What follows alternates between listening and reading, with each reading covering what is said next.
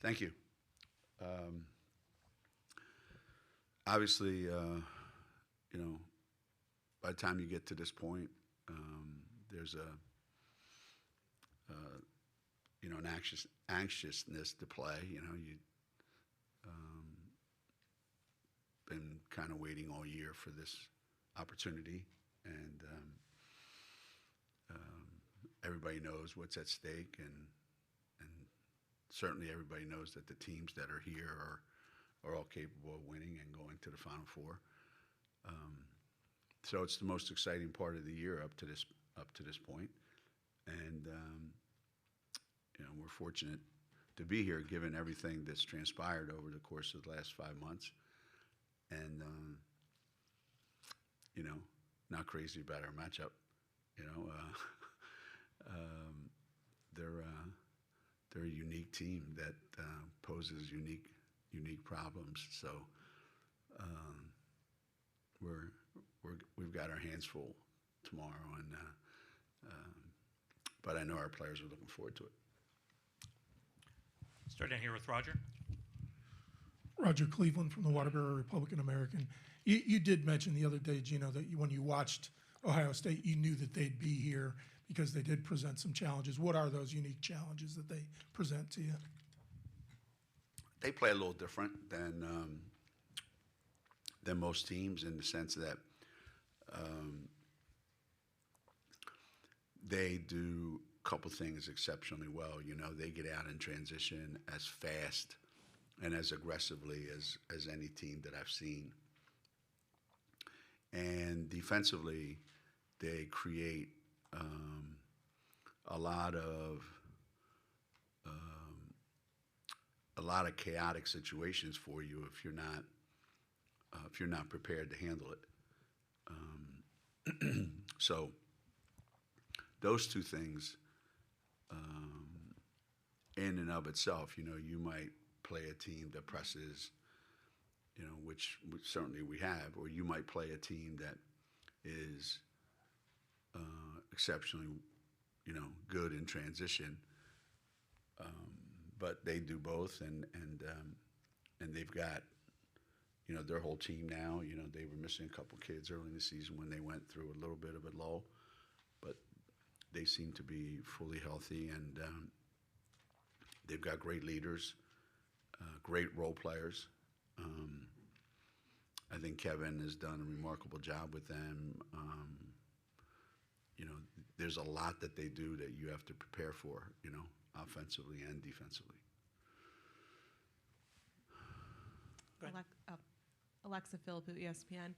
Gino, you guys played Ohio State, I think it was 2019, at their place.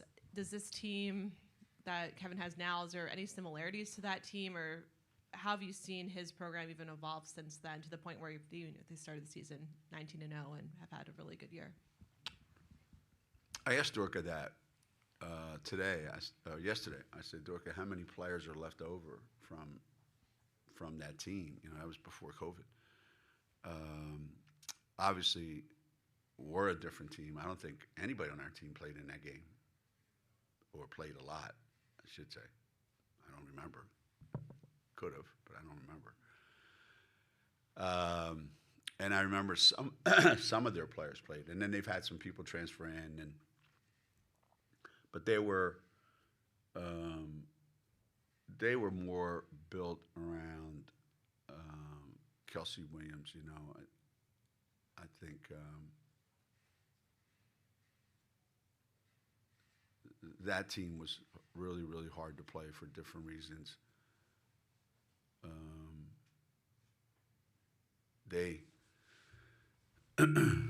played us really, really close. I know that, and we got a couple big buckets from Kristen Williams down in the end.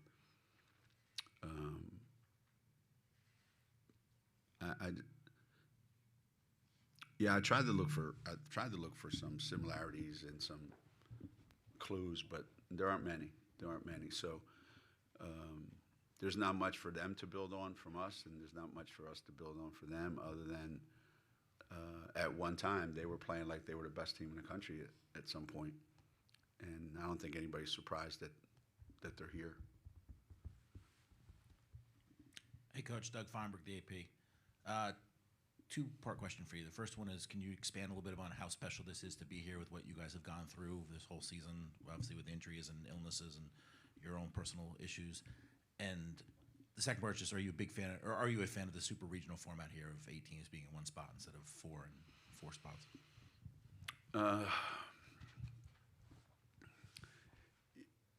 Yeah, a lot's going on this year, and put that on top of what happened last year, and it seems like it's a 2-year ordeal that we've had. You know, if you said to anybody in the country, you know, you have the National Player of the Year as a freshman, and she's going to miss half the season her sophomore year and the entire season her junior year. It's a lot, and then compound that with how many other injuries we had this year, and yet to still be here and still be in a position to do more, you know. It's a testament to the coaching staff that I have, the support people that we have, Geno, our trainer, and Hootie, our strength and conditioning coach, and, you know, Jamel and Morgan and CD, everybody. It took a lot out of a lot of people this season. So for us to be here is really, really, really something special that we're going to try to enjoy as much as we can. The super regional thing, I think the jury's still out on that. I know, you know, Seattle's a great place to be. I mean, I've been here enough times to know it's a terrific place to be. This arena might be as nice an arena as there is, you know, in the entire tournament. So that, but I think the logistics maybe make it a little tougher with how much time you can get on the court, but that's just, you know, that's just NCAA stuff. You know, the biggest games of the year for your team, you have the least amount of time on the game court, and you have the least amount of time for practice. And you spend all your time either in this environment right here, talking with you people, or with the ESPN people, or with the radio people. And by the end of today and tomorrow, we will have spent more time with the media than we will have with the team on the court to get ready for the biggest games of the year. And this is nothing compared to the Final Four. So having the 8 teams, I think, causes some issues for the host trying to balance all that out. I'm hoping that it works. I'm hoping it doesn't, because I also think they're called regionals for a reason. And there's 4 regions in this country, and you'd like to have one in each region. And we'll see. I was hoping that this was like a 1-year tryout. Hey, let's try this for a year and let's see if it happens. And if it's great, let's keep doing it. And if it's not, let's go back. Instead, it's, I think, a three-year deal. So now if it doesn't work, we're stuck with it. And if it works, then great. Then great. Me, I'm just disappointed that, you know, there's 8 teams here in Seattle, and one of them's from west of the Mississippi River. So I hope there's a lot of women's basketball fans here in Seattle, because I don't know how many fans of the teams that are here are actually here. I hope they are, but it's a lot to ask of those people. I'm going to go to the Zoom room first, then I'll return to the room. Kurt B. from TSN, please introduce yourself and go ahead. Hey, Coach. It's Kurt Burmester from TSN in Canada. Just a quick question about Aaliyah Edwards. I think she shot over 80% in both games in the tournament so far, and I believe it was a career high in the first game at 28 points. I'm just wondering if you could talk about her progression and what that just means for her to put up numbers like that come tournament time.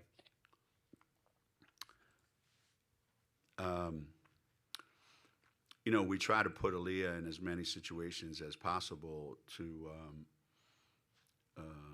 do what she does best. I think her commitment now to run the floor harder, get on the offensive boards harder, attack off the dribble better. She's a terrific free throw shooter. She's creating possessions off her defense. So there's a lot that Aaliyah has added to her game, and that's why she's been able to do what she's been able to do. Not just in these 2 games, but pretty much throughout the whole season. Joe Zone, WFSB 3 Hartford. Gino, back when you didn't even have enough players to play a game, after that moment, was there a practice, a game, a point where you said, okay, I think we could make a late season run? No. No. Because it was like, hey, you're getting another one of those. All right, so right after practice, hey, that was really good. How we do? Good. But this one can't practice for the next 2 days. And it just kept repeating itself.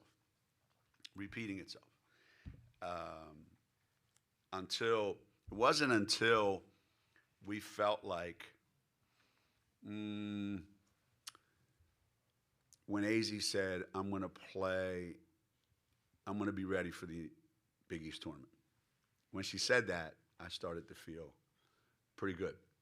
And when Caroline said, which was, I want to say maybe down at Georgetown, I forget where we were, but Caroline said, I'm good to go. I'm going to be okay. So me hearing those 2 things made me think, okay, if those 2 things do come true, we have a chance. How much of a chance? I don't know.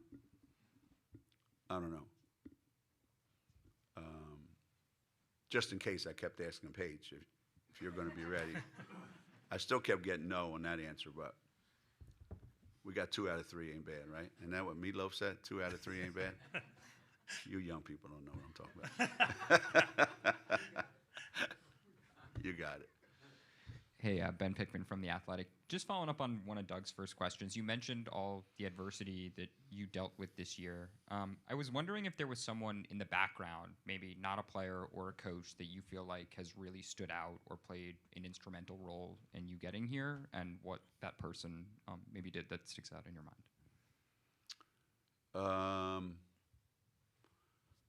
Well, I would say within the actual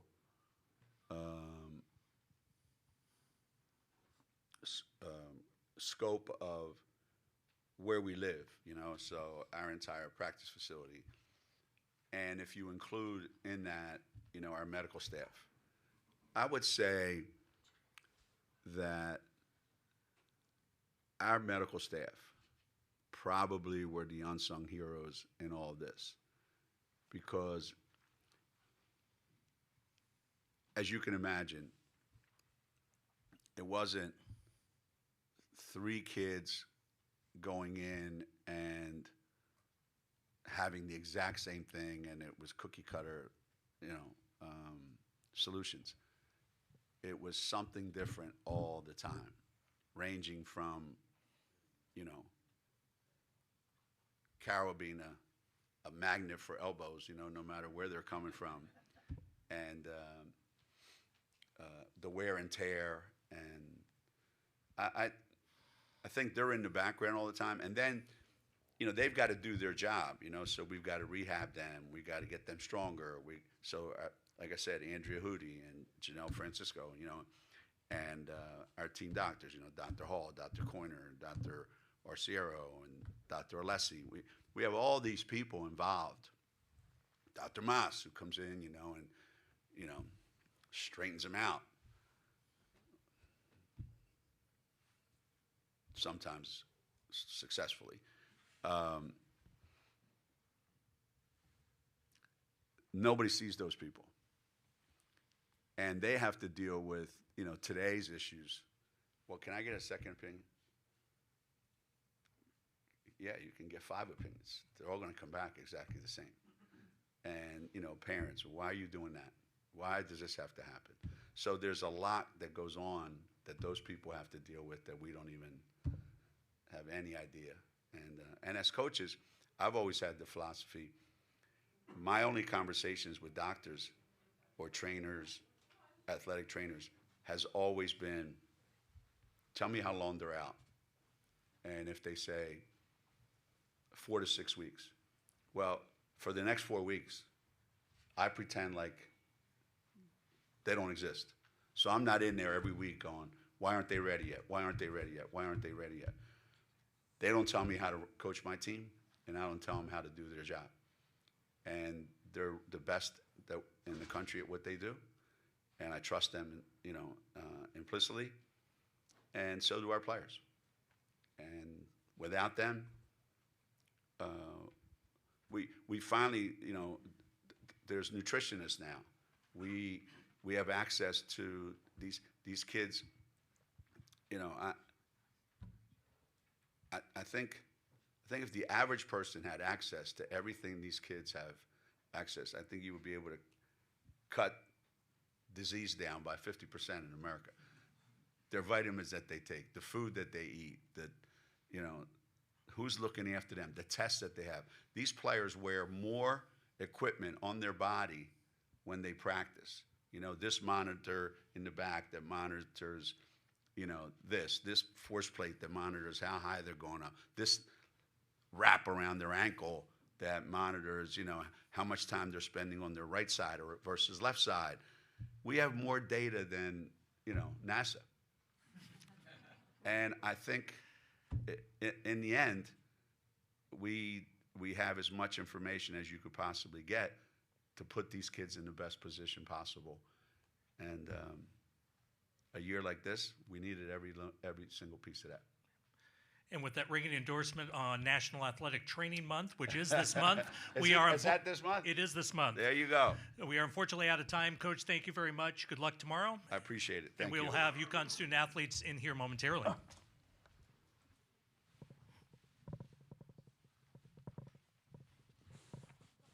glad you bring in two foreigners in. Challenging the press conference moderator right away on names. I'm telling you, I'm glad you brought them in. You know why? They're nice. That's excellent. Great kids. They'll tell you the truth. They mean what they say. Don't bring some of these other guys in. You can't trust them.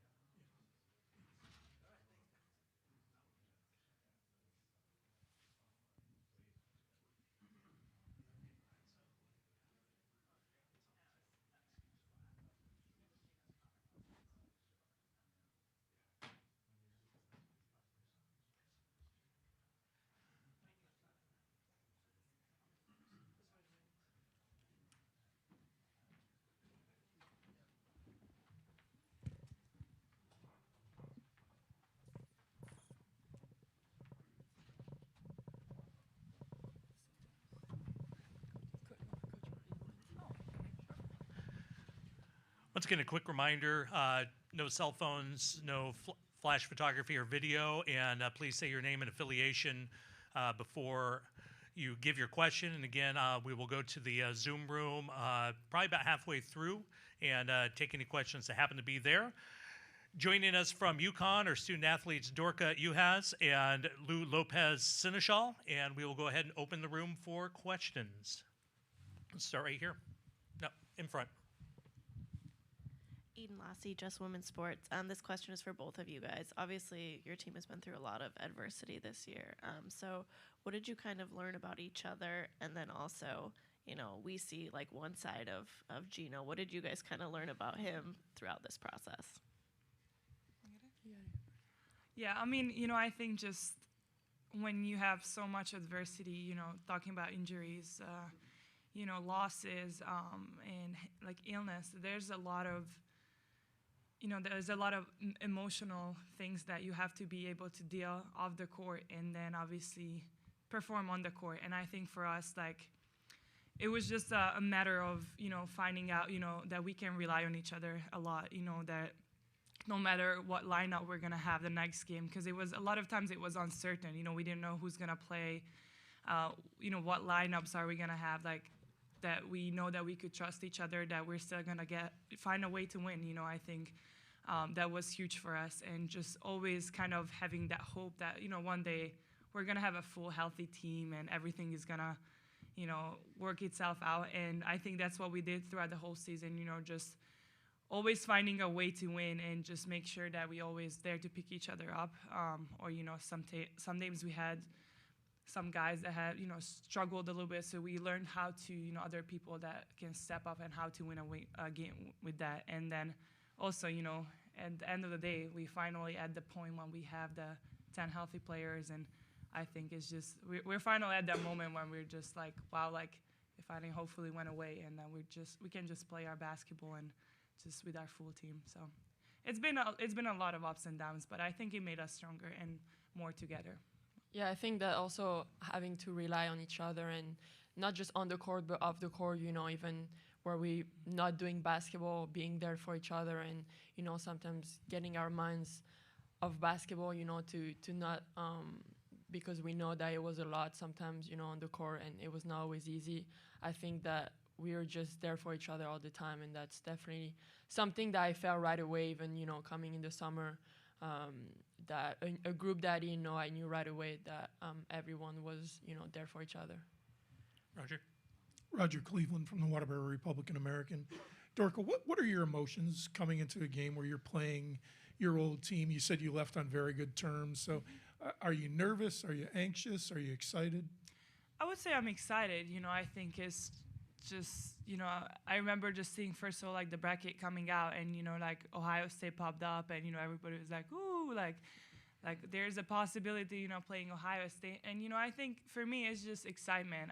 As you said, there's no like negative feelings about that. I still have a lot of friends and I always have a lot of respect for, my like old coaching staff and everybody that helped me there, because at the end of the day, I wouldn't be here without them, I think just coming to the United States and spending my first year there, like I was very grateful, and I'll forever cherish all the moments and, friendships that I made there. But at the end of the day, I think it's also just as a game as any other games for me. It's definitely a little bit more excitement, but it's still just, a basketball game that is a very important game for all of us. It's a win or lose game. So that's how I'm preparing. But hopefully, after the game, we can have some time to connect with my old teammates and people that I know there. So, yeah. Sure. Mara with the Seattle Sports Commission. There's a special connection in Seattle with the Huskies having some former greats having called this arena home. I heard a few wows and oh my goshes as you were walking into practice. How does it feel now that you're coming off the court, playing in Seattle, playing on this court, and now having come out of your practice? I think it's really fun, for a lot of us, it's our first time coming to Seattle. It is for me, and, knowing that a lot of alums, are here and are supporting us, and, players like Sue that, played all their career here. I think it's really, it's just really cool how, basketball can bring you to so many cool experiences and moments like this. And, playing here in the Sweet 16, it's just something that a lot of us, want as a basketball player, and we just feel really lucky to be here. Yeah, and I would just add, like, this facility is beautiful. I mean, having a WNBA have this amazing facility, it's just such a blessing. And, I mean, just going to the locker rooms, everything is so new. The gym is beautiful. So it's going to be fun to play here, definitely. Alexa Philippou, ESPN. Dorka, when you think about the reasons why you wanted to come to UConn in the first place and what that journey's been like since you transferred and what you wanted to get out of the experience and how far you've come through, personal adversity of your own, like with the injuries, what kind of comes to mind when you think about just that whole journey for you? Yeah, I mean, definitely being in the 16 was one of them why, I chose to come here. Just also obviously playing and competing for national championship, just being in the situation to, put myself out there to help a team. I think that's definitely like the number one reason. And, by all of that, I think just my growth as a player and a person, has been tremendous. And, last year I would just, think back, it was just kind of like a learning year for me, just a lot of ups and downs, a lot of injuries and things I had to come through, but, still learning a lot from obviously coach, my seniors, the players, and obviously this year, just a whole different, role that I have, just, more dominant, obviously having more minutes, just a lot more pressure put on me, in games. And I think just kind of having that last year definitely helped me to get there, just obviously learning from Liv as a,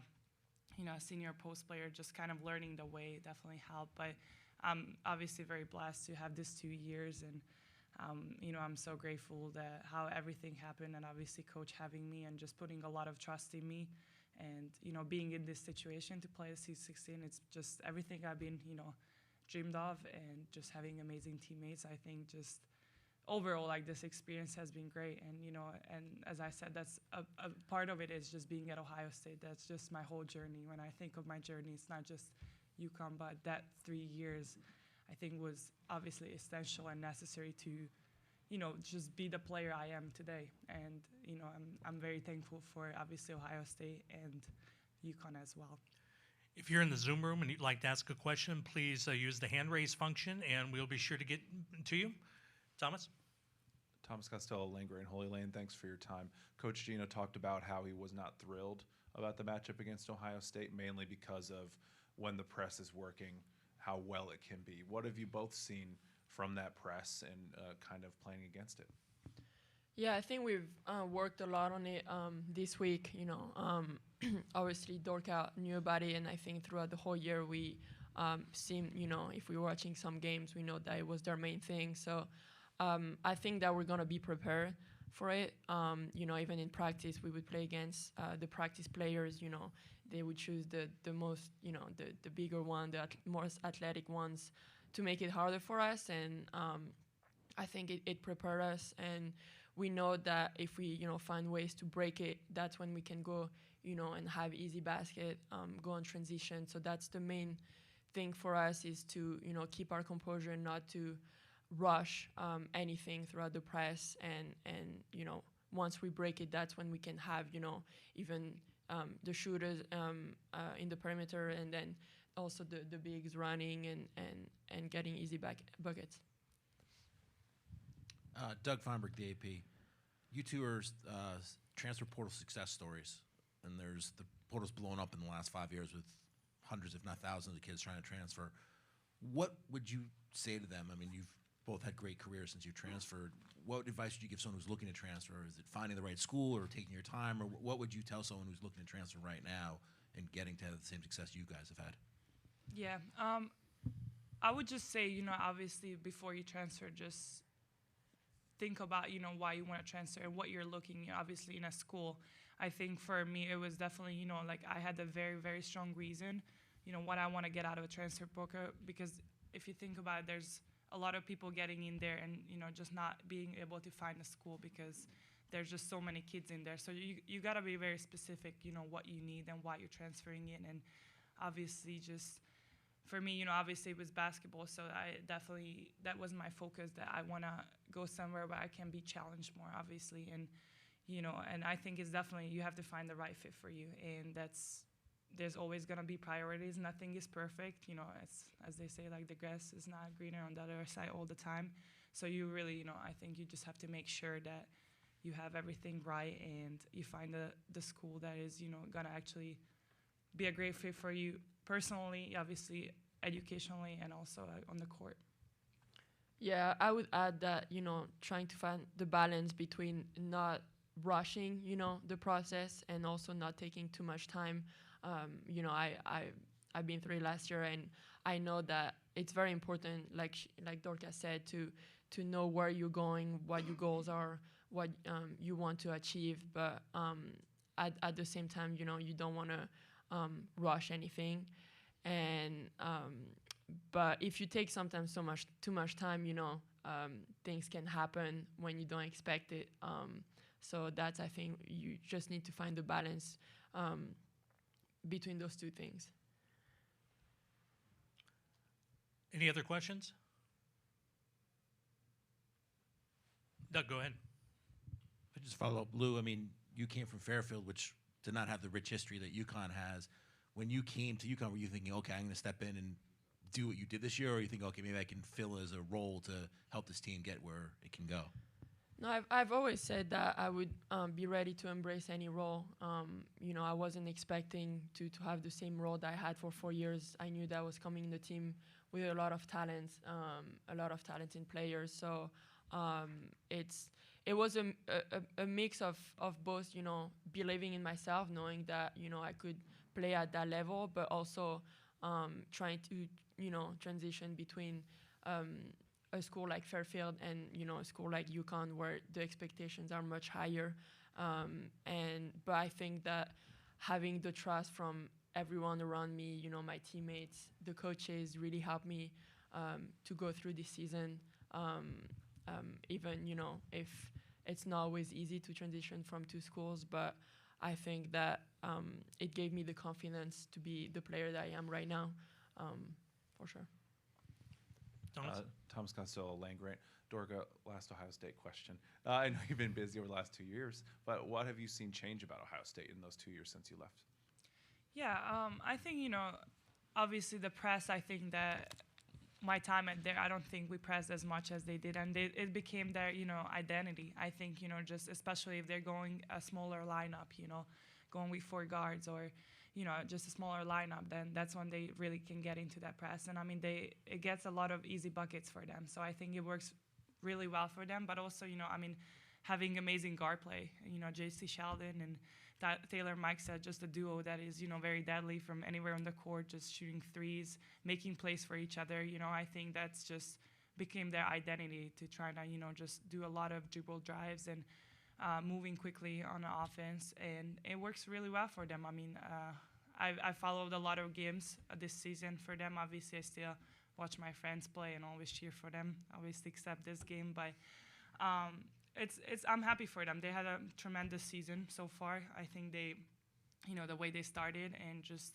the way they're coming off, obviously this tournament has been awesome for them. So, you know, I'm excited to play a different style of basketball. I think that's the fun part of, you know, tournaments. You play so many different teams from different conferences. Everybody has different identities. And I think, you know, we haven't really faced much of a pressing team, a fully, you know, very aggressive press throughout this season that much. So it's going to be exciting to see, you know, how we handle that and get through and break that press. But, you know, as Lou said, I think we're greatly prepared. Our coaches do an amazing job of scouting and all of that. So it's exciting. You know, that's why you play basketball. That's why you come to the tournament, to, you know, be challenged in different ways and try to. But, you know, our game plan is definitely going to be, you know, playing our game and not being rushed by them. So, but it's exciting. We have time for one more brief question. Eden Lassie, Just Women's Sports, for both of you guys. Your coach also brought up their press and how difficult it is. How do you guys go about kind of trying to replicate that and prepare for it in practice? And is that a challenging thing to do? I think that, you know, it's going to be important for us to, when we face a team that presses a lot, to also press them, you know, not necessarily make it that easy. And I think that it's, you know, we have a lot of players in the team that are able to, you know, get steals, get in the passing lanes, and trying to be very aggressive on the defensive side, to kind of like stop their offense and not make them go on transition.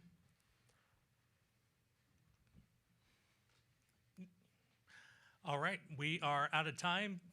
Both of you, thank you very much. Appreciate it, and best of luck tomorrow. Thank you. Our next press conference, which will be with Tennessee, does not take place until 12:50 p.m. We will have Virginia Tech in the room at 2 o'clock, and that'll be followed by the 2 Regional 4 games, which begin at 4:30 and 7 o'clock.